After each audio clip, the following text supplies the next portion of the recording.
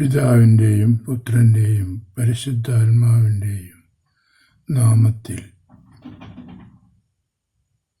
ആമേൻ. എൻ്റെ പ്രിയ സഹോദരങ്ങളെ, ദൈവപുത്രൻ ഭൂമിയിൽ പിറന്നത് ഭൂമിയിലുള്ള സകല മനുഷ്യമക്കൾക്കും സമാധാനം പകർന്നു നൽകുവാനാണ്, സമാധാനം സമ്മാനിക്കുവാനാണ് ദൈവപുത്രൻ ഭൂമിയിൽ വന്നത്. അതേ ദൈവപുത്രൻ വളരെ വേദനയോടുകൂടി പറയുന്നു, ഞാൻ വീണ്ടും വരുമ്പോൾ എൻ്റെ സഹോദരങ്ങളുടെ അരികിൽ ഞാൻ വീണ്ടും എത്തിച്ചേരുമ്പോൾ, ഞാൻ ആയിരിക്കുന്നിടത്തേക്ക് അവരെ കൂട്ടിക്കൊണ്ടുപോകുവാൻ വരുമ്പോൾ ഇവിടെ സമാധാനം കണ്ടെത്താനാവുമോ? അത് പൂർണ്ണമായും ശരിയാണെന്ന് സമർത്ഥിക്കുന്നതാണ് ഇന്നത്തെ നമ്മുടെ ലോകത്തിൻ്റെ പോക്ക്. സമാധാനം വ്യക്തികളിലില്ല. വ്യക്തികൾ ചേരുന്ന കുടുംബങ്ങളിൽ ഇല്ല. കുടുംബങ്ങൾ ചേരുന്ന സമൂഹത്തിലില്ല.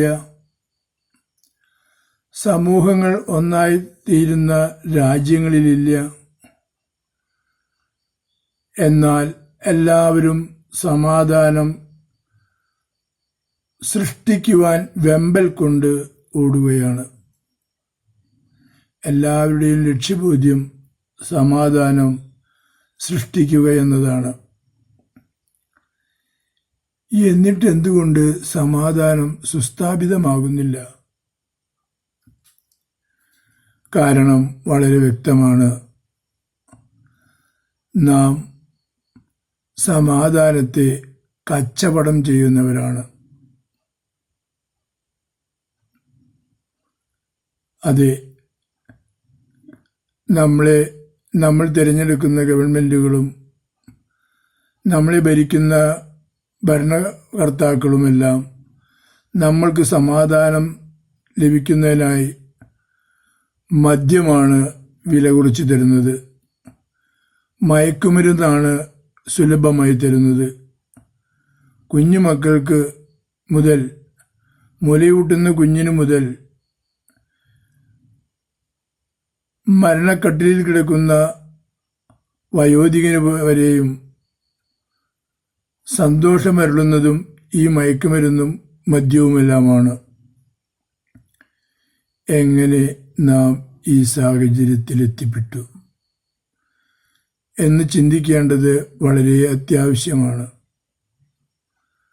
കാരണം നാം ഒരിക്കലും തിന്മ ചെയ്യാൻ ആഗ്രഹിക്കുന്നില്ല. നാം ഒരിക്കലും ഒരു വ്യക്തിയെ ഉപദ്രവിക്കാൻ ആഗ്രഹിക്കുന്നില്ല. നാം എല്ലാവരും ദൈവമക്കളാണ്. നമുക്ക് എല്ലാവർക്കും അറിയാം, അങ്ങേ തലയ്ക്കിൽ നിൽക്കുന്നത് എൻ്റെ സഹോദരനാണെന്ന്, എന്നെപ്പോലെ തന്നെ ഇവിടെ ജീവിക്കാൻ അവകാശമുള്ളവനാണെന്നറിയാം. പിന്നെ എന്തുകൊണ്ട്, എന്തു സംഭവിച്ചു? അറിവ് അധരത്തിൽ മാത്രമേ ഉള്ളൂ, ഹൃദയത്തിലില്ല. ഹൃദയമാണ് ഉൾക്കൊള്ളേണ്ടത്.